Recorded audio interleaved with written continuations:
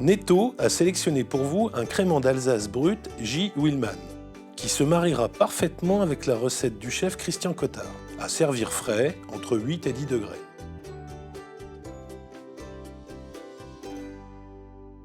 Bonjour les aficionados, je suis Christian Cottard, le chef pâtissier de la maison Cottard à Antibes. Je vais vous présenter une recette du Sud, les ananas et pommes rôtis, romarin et basilic, sur une brioche toastée et une petite mousse de coco et mascarpone. Je pense que vous allez vous régaler.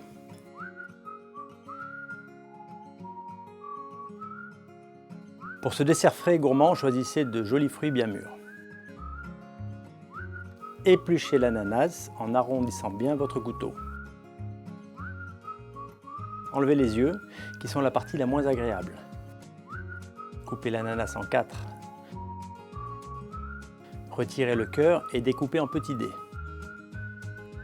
Épluchez la pomme Granny Smith, la coupez en petits dés.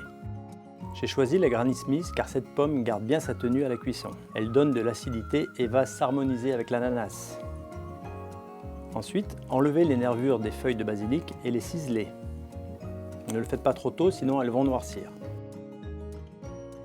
Décrochez, effeuillez le romarin en prenant les feuilles les plus hautes qui sont les plus jeunes et les plus souples.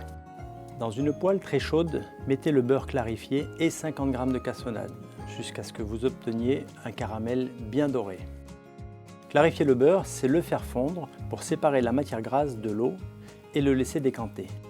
N'utilisez que la matière grasse qui reste au-dessus, l'eau retombe au fond. Le beurre clarifié permet de monter plus facilement en température sans avoir de résidus noirs lors de la cuisson. Bien mélanger en continu afin d'obtenir une coloration homogène. Jetez les dés d'ananas dans le caramel, puis les dés de pommes, ainsi que les feuilles de romarin. Il est important d'avoir une cuisson à feu vif pour ne pas compoter les fruits. Là, les odeurs de garrigue se révèlent. Cuire jusqu'à ce que les fruits soient bien enrobés de caramel. Et lorsque les ananas deviennent vitreux, et les pommes également, la cuisson est terminée. Ajoutez le basilic ciselé au dernier moment afin d'éviter qu'il ne cuise. Déglacez avec un peu de rhum agricole et débarrassez pour arrêter la cuisson. Le rhum exhale tous les parfums. Allez, on va préparer la mousse. Une petite astuce, c'est d'avoir un bol et des ingrédients bien froids. Au mixeur, montez une mousse avec le lait de coco et le mascarpone.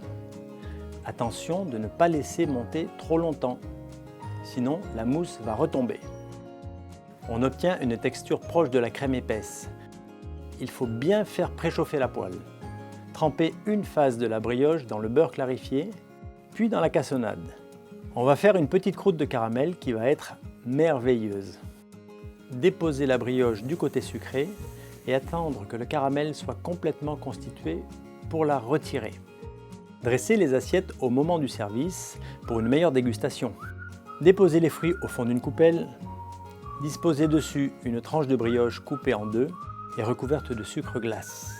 Déposez élégamment la mousse de mascarpone sur la brioche et placez quelques brins de romarin et de basilic en décoration. Et voici un dessert ensoleillé, j'espère que vous allez vous régaler. Je vous conseille de le déguster avec un crément d'Alsace brut, J. Willmann. Rendez-vous chez Netto, à bientôt!